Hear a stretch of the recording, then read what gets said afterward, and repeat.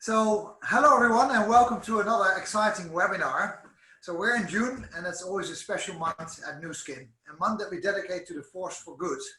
And this year we're doubling the donation of every Epoch product sold between the 1st of June and the 1st of July. So all proceeds will go directly to the Nu Skin Force for Good Foundation. That's an exciting announcement, I think. Another exciting thing this June is that we'll be introducing a whole new Epoch product called the Yin and Yang Mask. And that's a great reason to invite both Tina de Franza, our own EMEA product trainer and expert, and Dr. Paul Cox to this webinar. So to hear all about the power of plants and our Epoch range and the history. So Tina, are you there? I am indeed, and thank you very much, Michiel. I am so honored and happy to be able to invite Dr. Paul Cox to our call today. Dr. Paul Cox is a professor, a dean, a chairman, a father, a husband, a true lover of plants and nature. And Paul, welcome. Thank you. It's so fun to be with you, and greetings to everybody who's joining in on the call. Greetings to everyone. We want to know how this love of plants really started. So can you take me back? You know, Tina, I don't know if you feel this way, but sometimes I just think we came to this planet with certain interests. And I mean, do you feel that way? I do sometimes. That certainly is true with plants. My earliest memories are of the smell of iris flowers growing along the ditch bank, or the rough texture of juniper berries. I can't even walk into the doctor or dentist's office if there's a plant there without wanting to go up and look at it and touch it. And I know it sounds weird, but I just feel a real affinity for plants. And fortunately, I had some wonderful parents who nurtured that. So instead of collecting baseball cards when I was a boy, I collected photos of plants and learned their names. And I just love plants. They make me happy. And I think in my marriage, it's very interesting. I may be one of the few men in the world whose wife regularly sends me flowers, including when I'm traveling, because it's our little secret communication, and the language of love for us are flowers. Oh, that's beautiful. So does that mean you grew up knowing that you wanted to work with plants, or did life take you other roads? No, I did. I mean, I started working on my first book on plants when I was 10. I built a greenhouse. My father, of course, helped me when I was 9. I got some endangered carnivorous plants that the Forest Service gave me a permit for, and would sleep out in the greenhouse with them. So I'm just sort of a plant guy. And it's really funny, even here, I'm speaking to you now from my laboratory in Jackson Hole, Wyoming. We're very close to Grand Teton National Park and Yellowstone National Park. We were up there on the weekend looking around, and of course all the tourists want to see the wildlife, the grizzly bears. Meanwhile, I see a little flower by the road and I'm very interested. I could forget the grizzly bear. I just want to see that flower. So fantastic. Then you have an undisturbed area while everyone is chasing the grizzly. It sounds like. Yeah, I was very lucky. And you know, and I always felt deeply about the plants. As a little boy, I used to pray to God that he would protect the plants and the little animals. My dad was a park ranger, and so when there were injured animals, he'd bring them home and, you know, help heal them. So my mother was a biologist, so it was really just an ideal setting. And a very special time for me was being right here, where in the mornings I lived in a cabin. I'd get up and chop wood so that we could, you know, heat the stove to cook our food and warm the water for our shower. And then I'd immediately go fishing. So, you know, it's just a terrific way to grow up. Fantastic. So later on, you ended up becoming an ethnobotanist. But for those people who have no clue what that entitles or what that might be, can you just give us the run through? Sure, sure. I was very lucky. I just feel very humbled, really, because I had some wonderful opportunities in my education.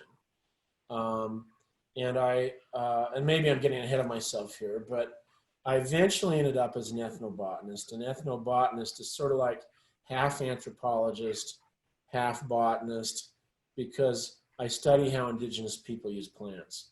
So I've had a lot of fun living a lot of my life in very remote villages, I've worked a lot in Southeast Asia, a lot in the islands of the Pacific, but trained in South America, Central America, and Africa, and then even have had such a wonderful time in Scandinavia, spending time with the Sami reindeer herders up above the Arctic. So it's been just a wonderful experience. And what I find is no matter where I go, as soon as I start talking about plants, looking about plants, people gather around it. They seem to sort of pull people together. It's an interesting thing, and because everybody has their favorite flower, their favorite plant, and people start talking to me about how they use the plants. And of course, I'm trained to listen and take careful notes. So it's been a really fun profession for me. I feel very lucky to do this. So you didn't start in ethnobotanics, right? Where did you start then with your education? Yeah, I wasn't sure. I didn't know if I could ever make a living as a botanist. So I did a degree in botany and philosophy. And then that was in the United States. And then I went to the United Kingdom, did a master's degree in ecology, and then came back to the United States to do a PhD. And I was trained as an evolutionary biologist and rainforest biologist. And I know this is quite common in European area, but for Americans, there's really very few Americans that are trained as tropical biologists. And most Americans were working in Central and South America. I prefer to study the old world tropics. So that's why I spent a lot of time in Indonesia and Polynesian islands, these sort of places. And lo and behold, I was able to become a professor and continue my fascination with plants. You already mentioned now quite a few parts of the world, quite a few continents. Where have you lived? I mean, I know you and your family have moved a bit around due to, not a bit, quite a lot maybe, due to... Yeah, let's see, with our children, I have a terrific wife, Barbara, who we maybe chat about a little bit more, but we've lived in Samoa for quite a while on several occasions. We lived in Sweden, in Umeå and Uppsala. We've lived in England, in the United Kingdom. We've lived in Wales, New Zealand. We've lived in Australia, and we've traveled in between quite a bit. So it was really fun for the children in a way. I was worried that they would fall behind in their schooling, but we worked with their school teachers, so we'd take their books and they'd stay on the regular school schedule wherever we were. In fact, in the remote islands of Samoa, we called it hut school because we lived in this thatched hut for a year.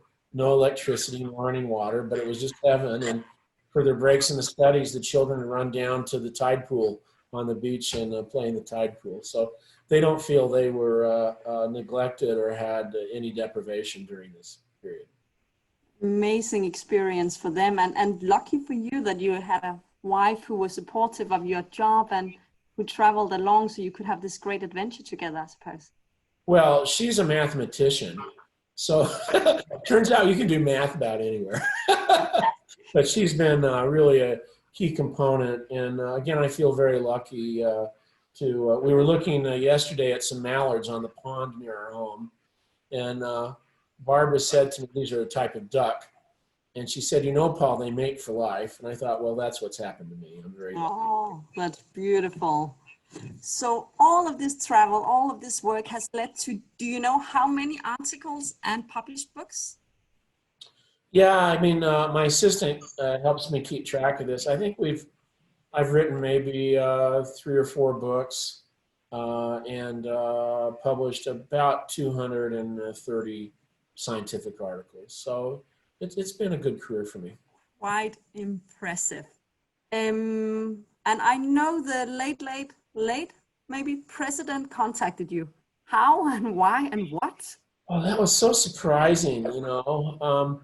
In fact, I don't know about your life, but in mine, sometimes I find when one door closes, another one opens. Have you ever felt that way? Mm-hmm. Sometimes from our anguish of loss, we find a new opportunity that opens. So here's the story in brief. I was doing evolutionary biology. I went to Harvard University for my PhD, where a very famous ethnobotanist, Richard Evans Schultes, was there. when he discovered that I could speak Polynesian languages, he said, well, you need to do ethnobotany on the weekends. And so I did that. But then when my mother became very ill with breast cancer, suddenly I changed. And I thought, you know, what I'd been reading a wonderful book by a Harvard sociologist called Robert Coles. Coles said that when your interests and passion intersects a deep societal need, you're hearing a call. And I thought, well, I'd really like to help cure illness. I'd really like to do these things. And I thought about going back to medical school, but then I realized if I could discover a new drug, maybe I could help millions of people. And so after my mother died, suddenly I got this letter from the White House, and I had not even applied for this thing. And President Reagan gave me a what seemed to me to be an enormous sum of money to do any research I wanted to. So Barbara and I got out a map. We decided to go for a year. I told the university I was just going to go to the jungles and thank you. They said, no, you don't have to quit. We'll hold your position. So we went for a year or two. We found the most remote rainforest, the biggest one we could find in the South Pacific, and went and lived with our family for a year. And that's where so many things opened up that really led to the Force for Good and really led to Epoch. And we can talk about that when you're ready.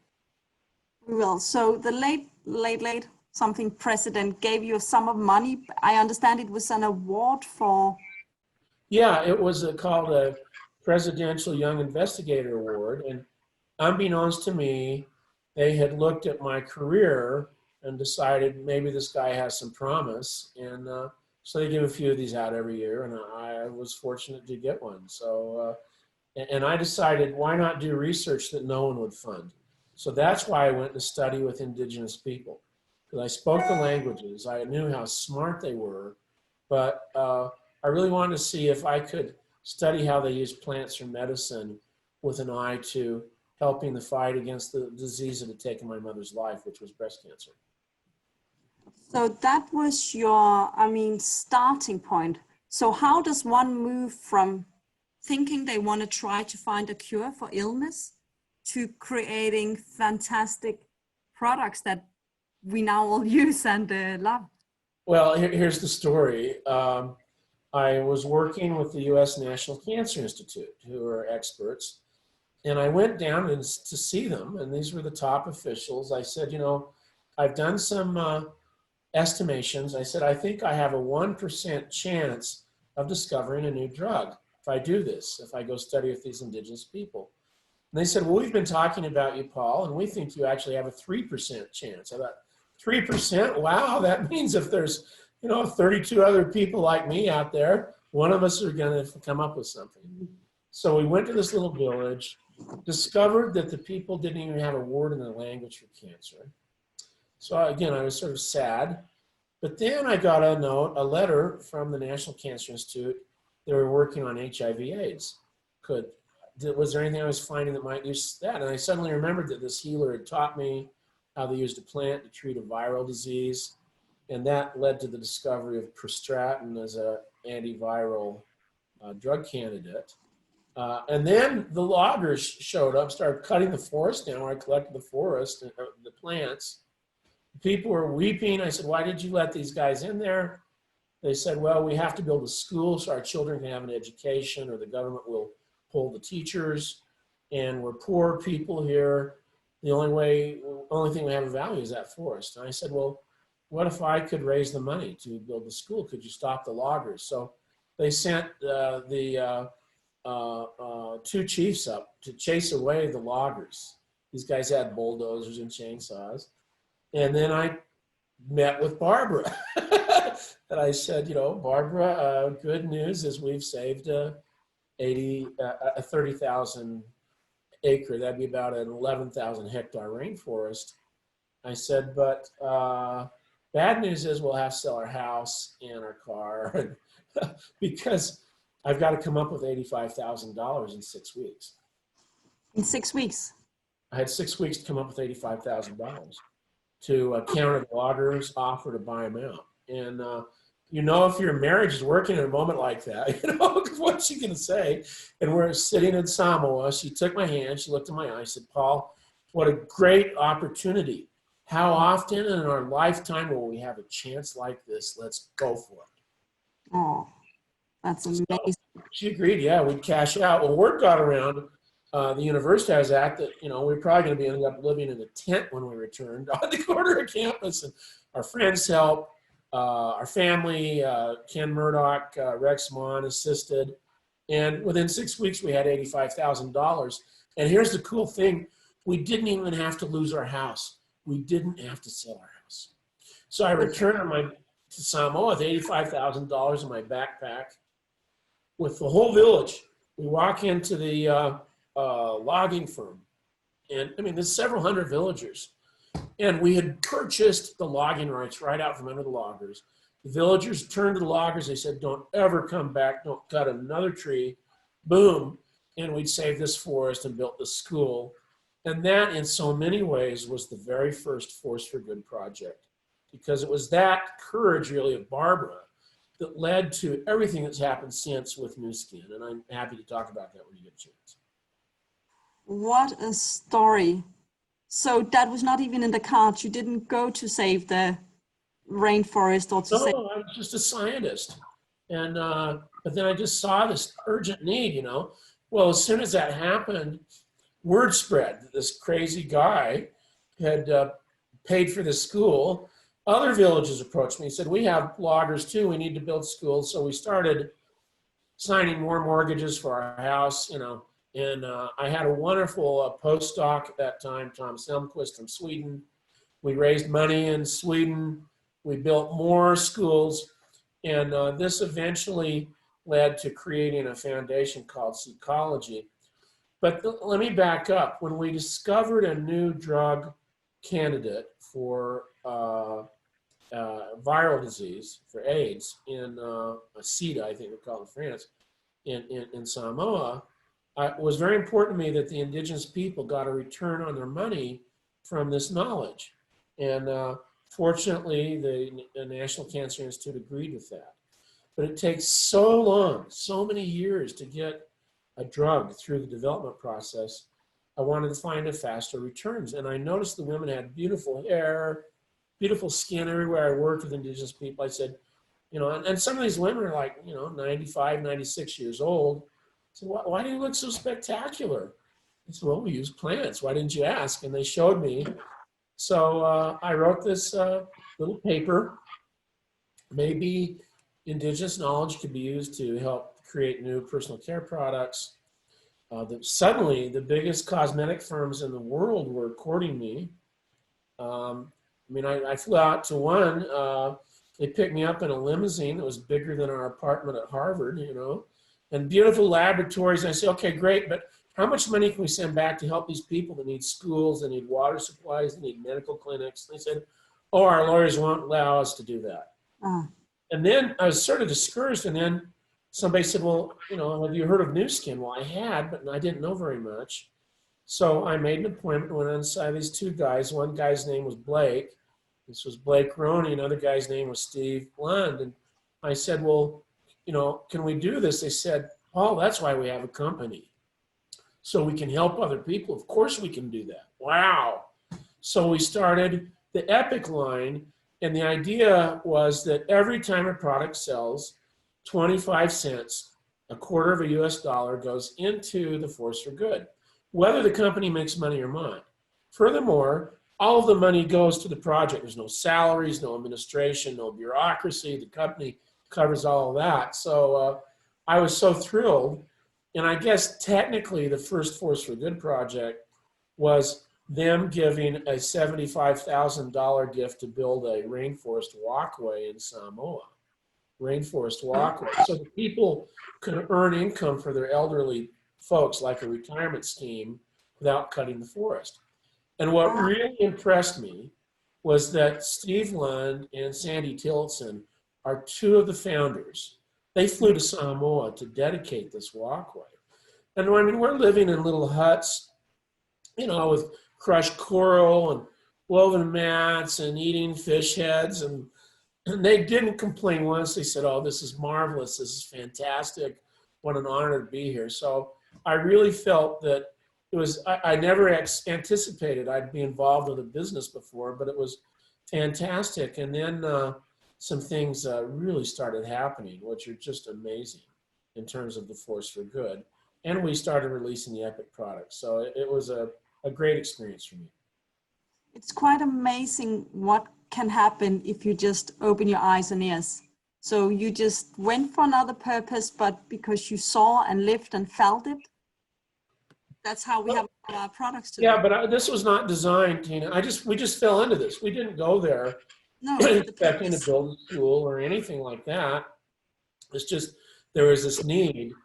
And I think that's one thing that really surprised all of us, and me particularly, was how I find that same spirit among our new skin distributors. Because they're incredible people. And when they see there's a need, they immediately respond. I mean, I was stunned when Michael opened this call by saying, we're going to double the Force for Good contribution in June. I didn't know that was coming. I mean, it's just like this never-ending series of good surprises coming from Nu Skin. And the other thing that amazed me is that the distributors accepted me because, you know, I mean, our people that work at Nu Skin are both our corporate people, but more importantly, our distributors. I find them to be incredibly sophisticated people. I mean, you know, they're the sort of people you know, you think of hanging out with Brad Pitt or Angelina Jolie, you know, I mean, they're incredible sort of people. I agree. People, very sophisticated, and yet they've accepted me as a scientist. I'm just a botanist, you know, so, and they're the sort of people, they see a need and they immediately respond. They have this sort of, I don't know what you call it, Tina, it's like problem solution. Here's a problem, let's solve it. And that's sort of the spirit I see so much in our distributors and why I enjoy being with them so much.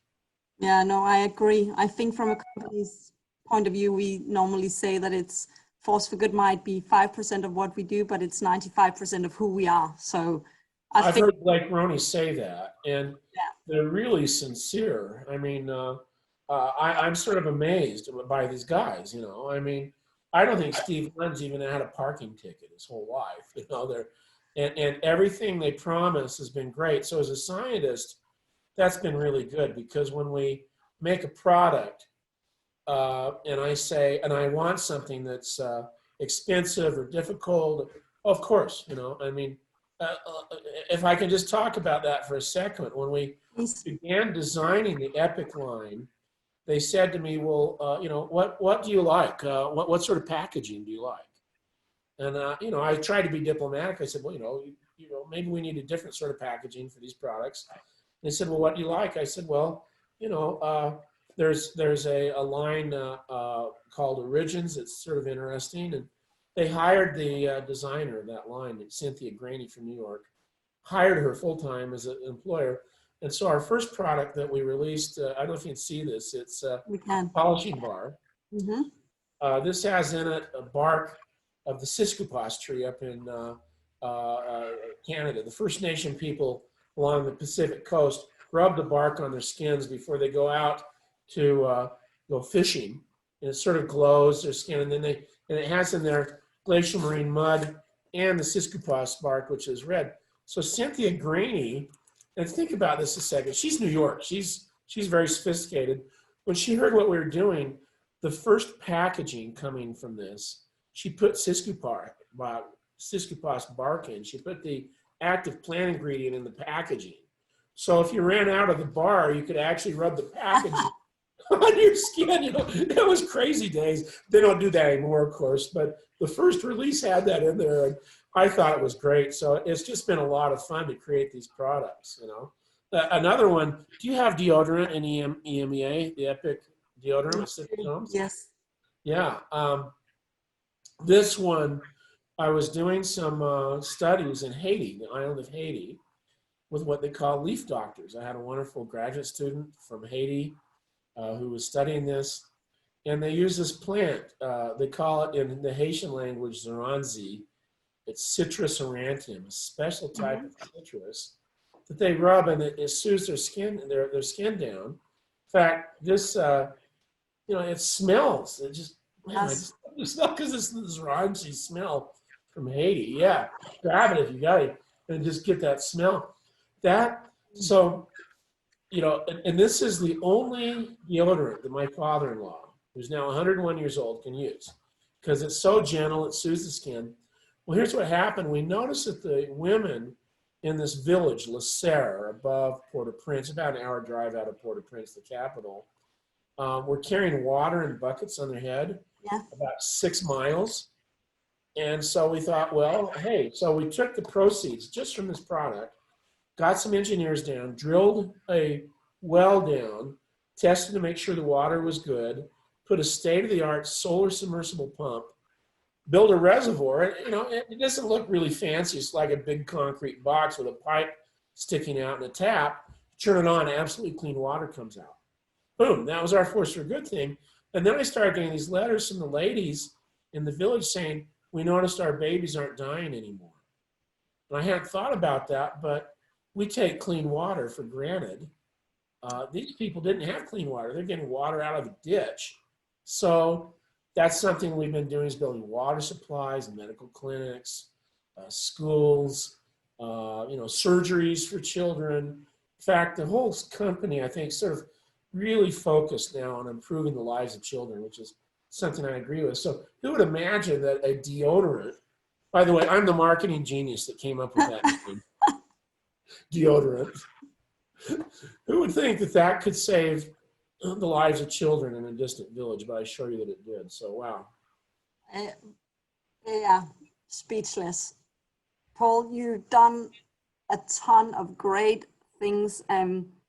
If I were to tell you, you can only mention one thing, what would you be the proudest of? Not marrying Obviously, and your kids, but yeah, marrying Barbara was really lucky. I think it was Oscar Wilde said that one of the joys of middle age is meeting the people you did not marry. I don't know how I did it, but I really won with that one. She's terrific, and my children, of course, those are the important things. But what I'm excited about, I guess, is trying to show that indigenous people have dignity, they have knowledge. Really, in the old era, people used to deride some of these people as witch doctors, or, now we realize they have this tremendous knowledge. And so it's been great to be sort of sustaining that. And the epic part of that is that we use some of the knowledge to make these products. This was fun. This is Ava Pui Amoni shampoo and light conditioner in the Epoch range. This comes from a plant called Ava Pui or something close to that in Tahiti, Tonga, Fiji, Hawaii, almost anywhere. And they showed me how they use these bulbs to make their hair so beautiful. They had long hair like yours, a beautiful hair, and it makes it very soft. And this shows the company. Okay, so I come to the company and say, I think we ought to make a shampoo. And they said, great. What are we going to make it from? I said, a plant called Ava Pui. And they said, well, where do we buy that at? I said, well, you can't buy it. We'd have to grow it because we don't want to damage the rainforest by collecting it. And they said, where would we grow it? I said, well, you could grow it in Hawaii, maybe on old pineapple plantations or sugarcane groves. Okay, they said, well, and what part of the plant do we use for the flower? I said, that it only from the flowers. You have to get it from the flowering bulb. They said, well, how often does it flower? I said, once a year.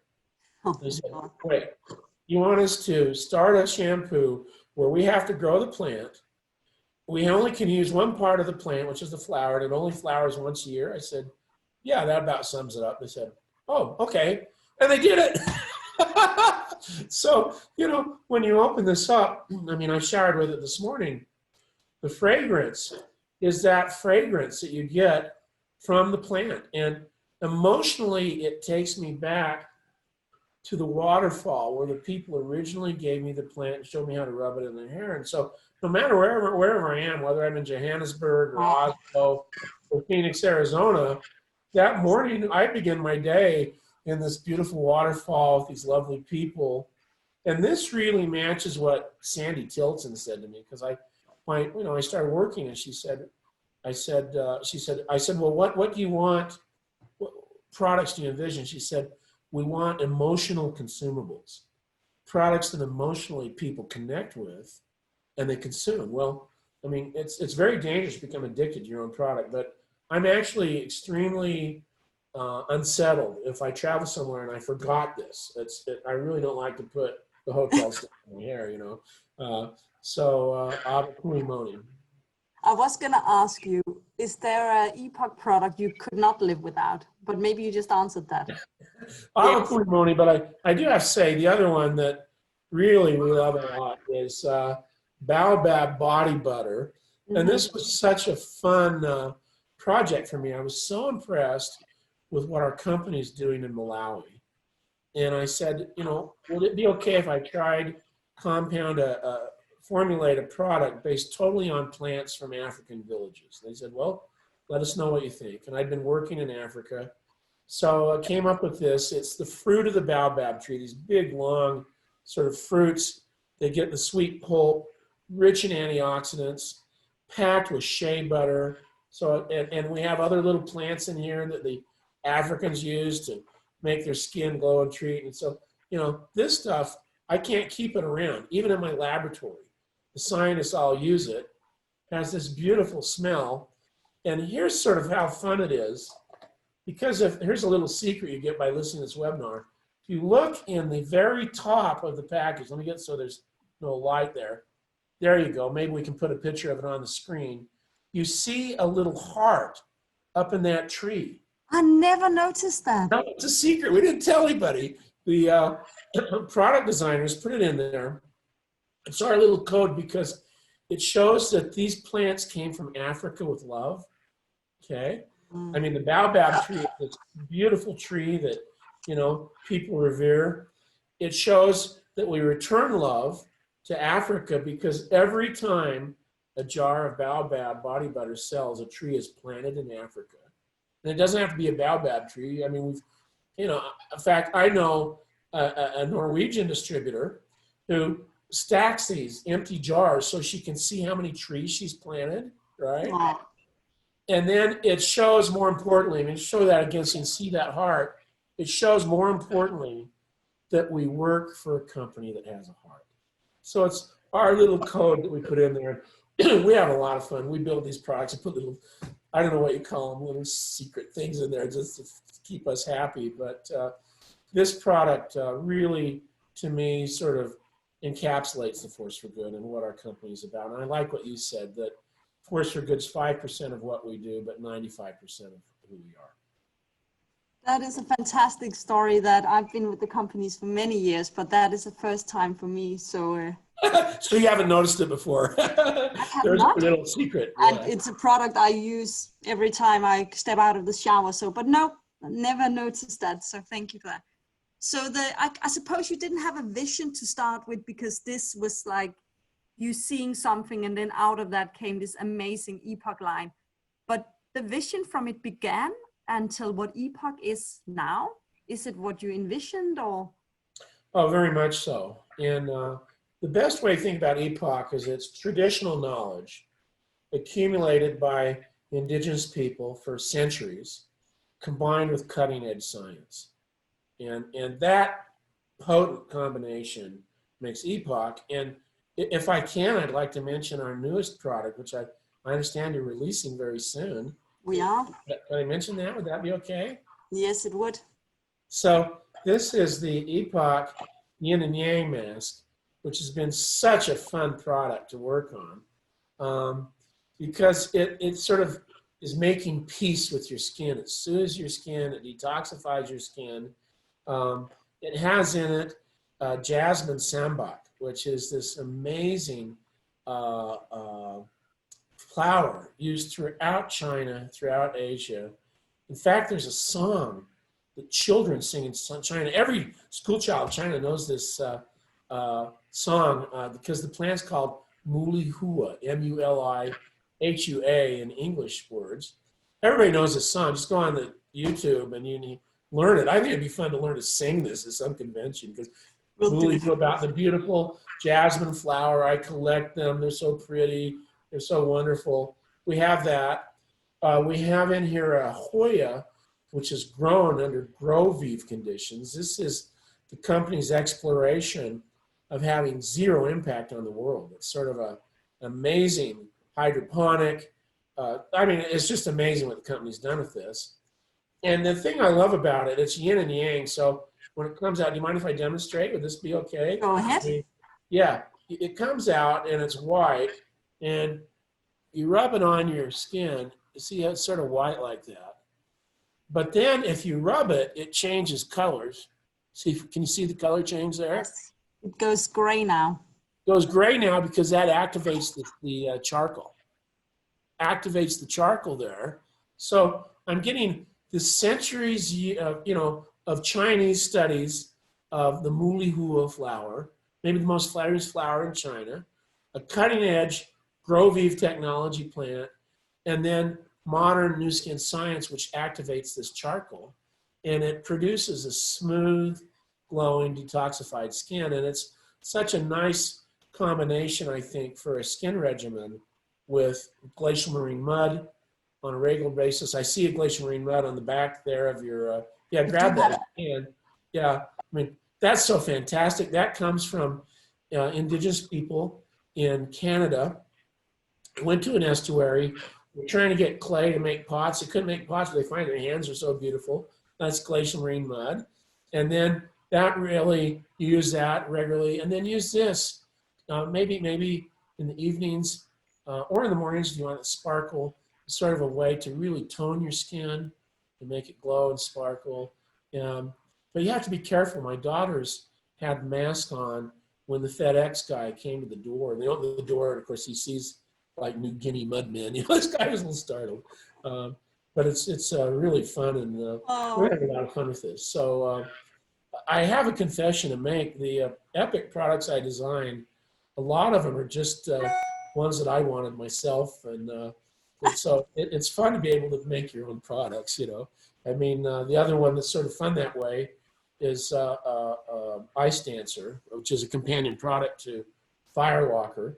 Mm-hmm. Firewalker has this leaf that the healers rub on your feet to, yeah, that's it, that's Ice Dancer.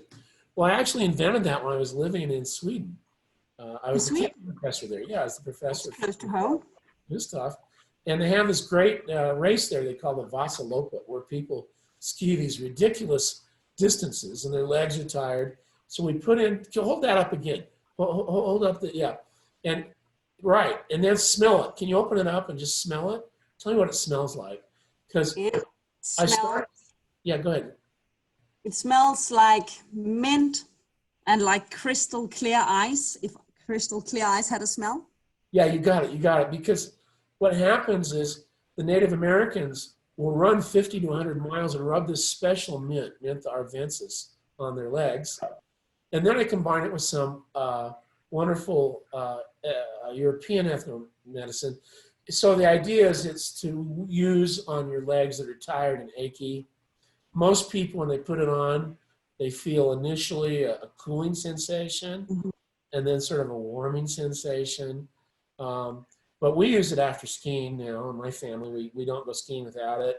You can use it after tennis, people on their legs. And then what my daughters do, and it's really fun with Barbara, is they'll get Ice Dancer, Firewalker, and Soul Solution, and have sort of, when I'm gone out somewhere in the jungle, they'll get all their friends over, and for an evening they'll have a special spa where they rub their legs in that. And the thing I just found out, which makes me so happy, is that in Vietnam, people are using this because this is designed for one purpose only, which is to improve Paul's ugly feet, okay? And it gets rid of the cracks and just makes your foot look better. And people in Vietnam that are nervous about wearing sandals or flip-flops because their feet use this. So that makes me really happy. So it's been a lot of fun doing these products, and I'm just thrilled that people have accepted them so well. I mean, this was fun, making a baby product so they don't cry when you wash the baby's hair or face with it, a hibiscus hair and body wash, Baby Epoch. It's just fun making products that we can use, that we love. And I have to say that EMEA has been the top seller of, the top of Epoch products, meaning the top per capita contributors to the force for good. And I think, there's especially something, I mean, obviously I love Europe, but I think people in Europe get it in a way that it's a little bit of an education process for Americans who are used to going to the big box store and buying something off the shelf. I mean, when you start telling people about something like this in Europe, they, oh yes, my grandmother did something like this. There's the story.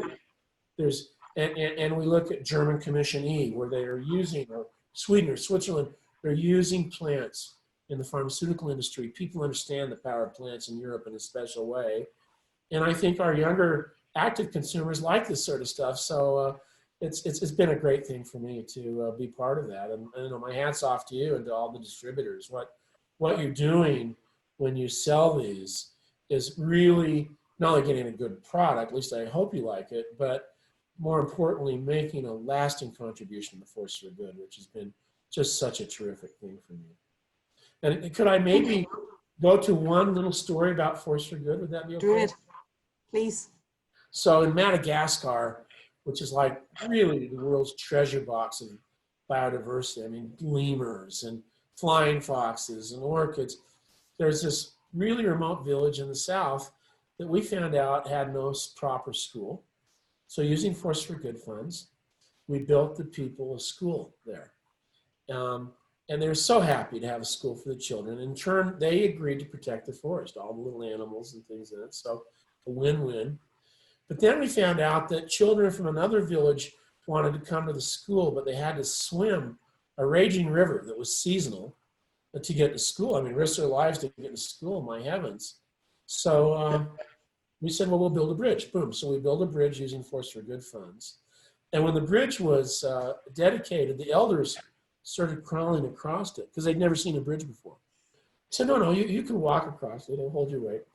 But what I haven't told you is this village is 3 days from the nearest road, 3 days hike. And the villagers carried all this stuff on their backs because we couldn't get a helicopter to get in to build a school. So I think of Epoch as a bridge. It's a bridge between cultures because it links us with indigenous people. We get benefit returns. It's a bridge between different peoples. And one of the things I really hope about Epoch is that it's a bridge to the company, because I think particularly in Europe, it's a way of introducing new people to the company. Because when you take a product like Avapuimoni or Baobab body butter, the product really demonstrates itself, but it also encapsulates what the company's about. We're here to provide opportunity to people.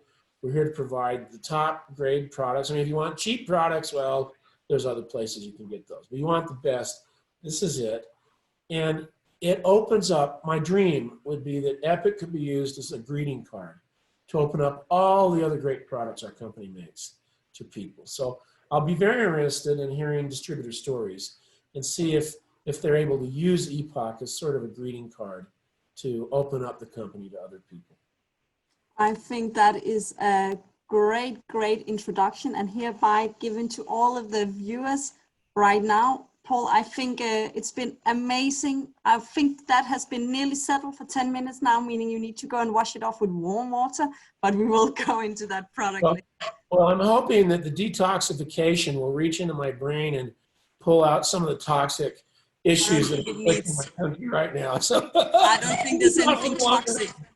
Nothing toxic in that brain. Paul, this has been amazing. Thank you so much for agreeing to join us. And and thank you for all of the very fantastic stories you shared with us. Absolutely. And let me leave an open welcome. Any of our European distributors from EMEA that come, if you find your way to Jackson Hole, well, I mean, honestly, if I have a sandwich, I'll give you half of it. You know, I really wished I could just put you all in my canoe or my Jeep and go into the village, show you these projects. I mean, you know, we started off, Barbara and me, by building one school. We thought, oh, that's going to be the greatest achievement of our lifetime. Because of what you people have done, we've built 300 schools. 300. In fact, Barb and I dedicated the 300th school in a remote island in Fiji. First decent school these children ever had. This little girl came up to Barbara and said, "Could I have my photo with you?" Sure. She's barefoot. We found out this girl walks 14 kilometers every day barefoot just to get to that school. We've done surgeries, we've built hospitals, we've built schools. I mean, the impact here is massive, and it's all because of what you and your colleagues have done. Thank you so much for allowing me to be part of this and for embracing the Epoch products, and particularly for your support for the Force for Good. I'm deeply, deeply grateful to you. So thank you very, very much. I think I said before we started this interview, Paul, that you shouldn't make me cry, but that's ruined now. So thank you again to you. And for the rest of us, we are going to continue to deep dive into Epoch Yin and Yang Mask. Thank you so much. Thank you so much to Paul. Again, amazing stories. I'm going to deep dive a bit into our newcomer, the Yin and Yang Mask, which is also here. And I know Paul already mentioned it, but let's go a bit more into specifics. So it is inspired with some of the ingredients from the area of China, but on this slide, you can see all of the other products that we have in EMEA to date. So the reasons why you have to love this mask is that it will detoxify and nourish your skin. And you can use it for multi-masking, not multitasking. I'm going to get into that a bit later. It contains a blend of kaolin and charcoal powder, and that is really what will detoxify your skin.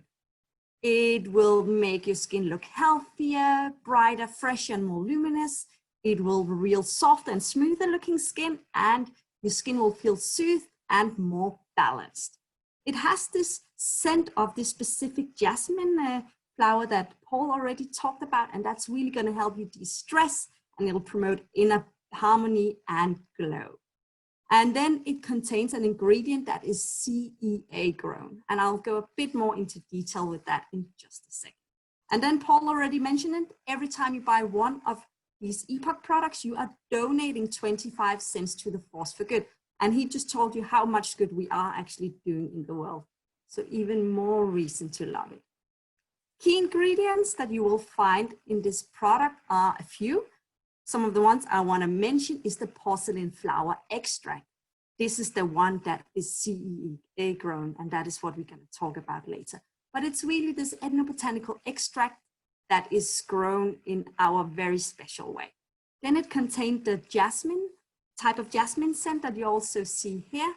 That's going to give you a nice and fresh fragrance. It was traditionally used in China.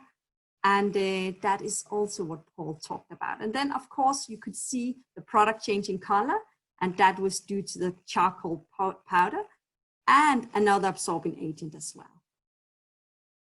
So what does it mean when we say that a product contains CEA-grown ingredients? Well, CEA stands for Controlled Environment Agriculture, and it's a technology where we are really able to trace the seed from seed to solution, trace the ingredient from seed to solution, and then it's our way of growing ingredients sustainable. So you have to imagine that we are now growing plants in a massive greenhouse, if you will, so where we can really control all factors. So whenever you see that little green logo, that's the GrowVive logo, and that means that the product has one or more ingredients that are grown with this technique, CEA grown. And this is really our long-term ambition, that we can source more of our ingredients through CEA to make it more sustainable. All right, moving on. So how should you use it? I think you saw Paul do it already, but first we want you to wash your face, and you have to have a dry face when applying the products. Then you put an even layer onto your face, and then you start to massage it. And when you massage it, that is really when you activate these microencapsuled charcoal, and that's when it's going to start to change color. Then you leave it for 10 to 15 minutes, and then you can rinse it off with warm water. So that is very easy, and the steps if you want a little bit of me time. I mentioned multi-masking before. Multi-masking is like multitasking, you're doing two things at once.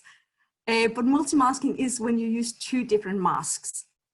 And I think that would be great to use our Yin Yang Epoch together with Epoch Marine Mud. These two products are different, right? So you have the glacial marine mud. It's in a big tube and it can be used for your face, but also for your body. Then you have the Yin Yang Mask, and that is for your face only. Epoch will detox, and Yin Yang Mask will detox and nurture.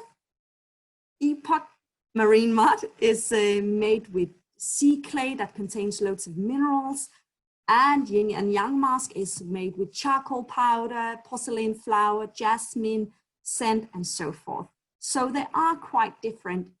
What could be great is if you, for instance, have combination skin and you get a bit oily in the T-zone, I have combination skin, then you can use glacial marine mud for the T-zone, as you can see on the photo here. That is really great because glacial marine mud will, yes, draw out impurities, but also maybe excess oil production that many people with oily skin or oily to combination skin might suffer from. And then for your cheeks, which tend to be a bit more dry, this mask is fantastic. So not multitasking, but multi-masking. So that was just a bit more in depth about our newcomer to the family. I want to remind you what Michiel said in the beginning, that in June is our Force for Good month. So it is really in June that you should double up, triple up, or whatever you want on all of your stock of Epoch products. Whatever you buy, we will double. So double up on the donations in all of June. And with that, I will send you off shopping, and thank you so much for tuning in. Take care, everyone.